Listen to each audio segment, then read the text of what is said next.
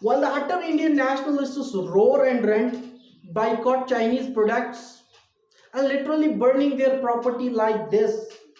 Here I have a question to Indian nationalist media personals to respond positively and try to flourish this concept without knowing its practical implications. Even the ones I highly admire, the perfect example of media like Dhruv Rathi, failed to highlight its implications through his much talked Statue of Unity.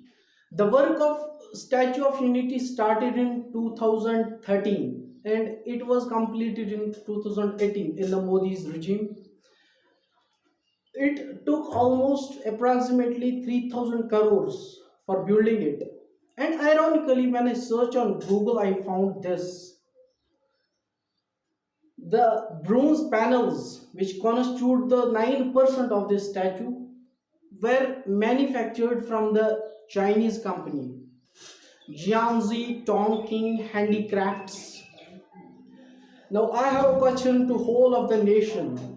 If you are going to burn the mobile phones, the Chinese products, what are you going to do this with the 9% of this statue, which is a Chinese brand, which is Chinese made? Will it need the same fate as of mobile phones?